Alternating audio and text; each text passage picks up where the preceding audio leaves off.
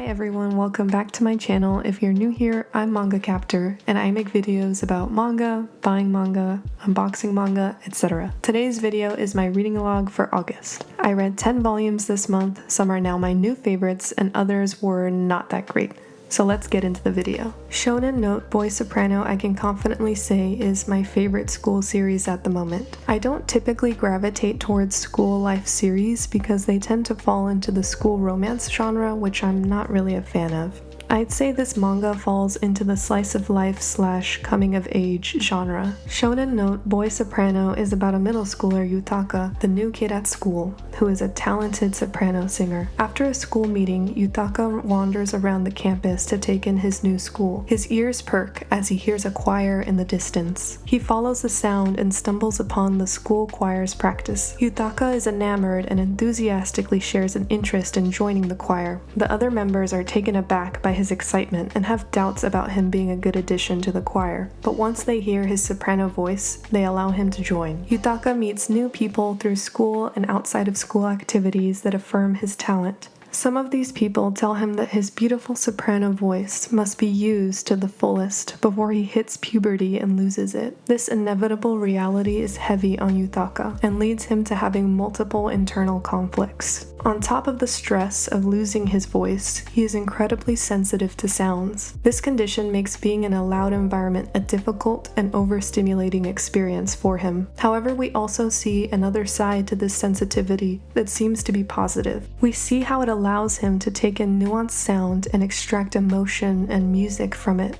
I love seeing how Yutaka interprets sound and the feelings behind them, from sighs to the ocean breeze. He seems to appreciate even the smallest of sounds. Yutaka's story feels poetic due to the use of visual metaphors that the mangaka has beautifully drawn throughout the volumes. This series has been so amazing to read. I've cried multiple times out of just how beautiful the story is, as well as the interpretations of emotion, sound, everything. It's truly a masterpiece in my opinion. Last month I read the first volume of this 2-volume series, and I gotta say I enjoyed the second part more than the first. Thus Spoke Rohan Kishibe Volume 2 had stories that were more enjoyable to read. The stories were more intriguing and suspenseful. There were also more interactions between Rohan and characters from the season Diamond is Unbreakable, which I appreciated. I wish there were more volumes in the series, but I'm planning on picking up Rohan at the Louvre sometime to satiate my want for more spin-offs with Rohan in them. I am so happy that I finally got to read the first volume of Daemons of the Shadow Realm, or Demons of the Shadow Realm, I'm not 100% sure. I've been wanting to read this for a while now, and it delivers. This is one of those series that it's best to know nothing to very little about it before you read it. It picks up speed fast within the first 10 pages, so it's hard to explain what makes this manga good without spoiling it, but don't worry, I won't spoil it. All you need to know is that this is an action-adventure series where some people can control daemons or demons. Daemons are supernatural entities that can be given commands by whoever owns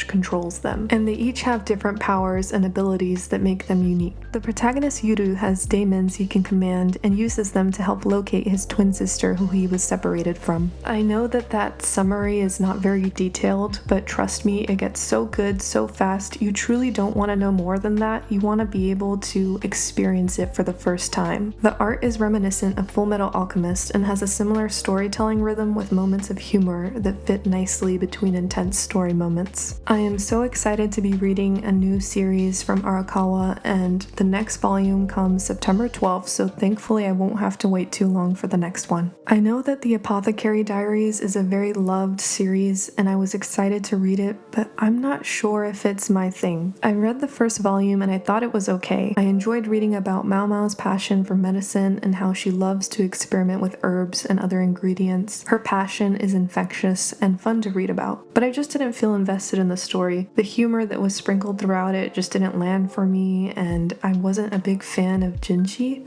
who seems to be the male lead in the story. I know that he is purposefully written as an annoying character, but the advances he makes toward Mao Mao are so awkward and uncomfortable. I know nothing of this series other than just the first volume, but I started to feel concerned that maybe he's the love interest in the story and I'm just not really into it. I'm still open to reading more of this series since I do find the medicinal/mystery aspects to be interesting, but if I do, it would be digital since I'm not super invested in it. I talked about volumes 1 and 2 of Usotoki Rhetoric in my last reading log and enjoyed them both. This third volume is another great one. Most of the volume is spent on solving a murder mystery that takes place at a mansion that dolls live in. Yes, dolls. It was great reading a volume that solely focused on one case, and now I want more volumes. The next one is scheduled for September 26th, and I'm looking forward to reading it. If I had to pick my favorite genre of manga, it would easily be slice of life, and this series might just be at the top of that list. Yokohama Kaidashi Kiko, which translates to Yokohama Shopping Log, is about an android named Alpha who runs a cafe in rural Japan. This series follows her day-to-day tasks such as shopping for more coffee beans, catching up with the neighbors, going for a ride on her scooter, and playing her moon guitar. Through these small adventures Alpha takes, we can see that the world around her has changed drastically. Water levels are rising to the point where entire towns and roads are now underwater. The seasons have also stopped feeling like themselves. They all just blend together. Despite this, Alpha finds beauty everywhere and photographs things that she wants to remember. It's a charming story with great characters, and I highly recommend reading it. The Summer Hikaru Died is the first horror manga I've read that is both heartbreaking and scary but endearing at the same time. You've likely heard about this manga already since it seems to be widely popular at the moment, and I can see why. The story is about Yoshiki and how he deals with the loss of his friend Hikaru, who has died and been replaced by something else. Something alien-like that looks just like Hikaru but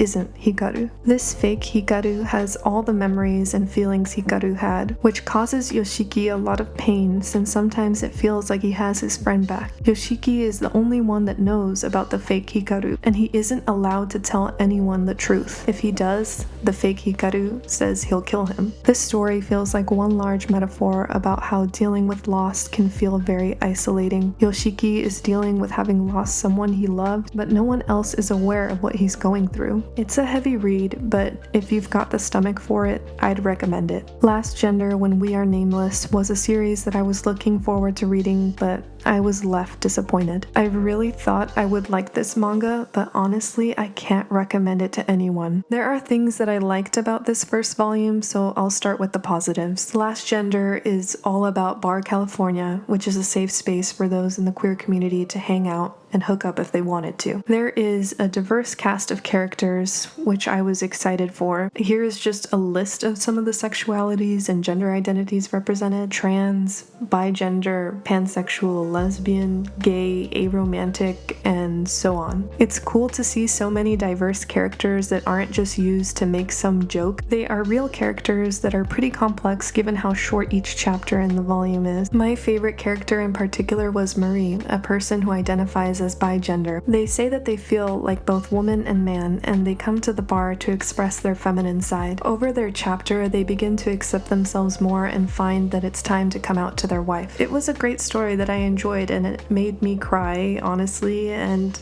I loved it, but unfortunately I can't say that I loved the rest of the manga. So this manga's got some good characters and queer representation, so why don't I like it? In the first few pages, the owner of the bar lets the reader and characters know that there are rules at the bar. Adult activities are allowed, but they cannot engage with the staff in that way, only with other patrons. They never explicitly tell the reader that consent is part of the equation, but it's implied. There's also this big focus on the bar being a welcoming and safe space, but that feeling gets disrupted almost immediately. I won't get into detail about this, but this volume has two interactions between characters where the lines of consent are blurred. Both situations end up okay, but they ruin the story, and on top of that, they can make the reader feel uncomfortable. You start to wonder why these scenes needed to be depicted in that way, especially at the end of the volume when you get to read the original prototype for chapter 1. The prototype is very similar to the first chapter, except there's clear consent between the characters. So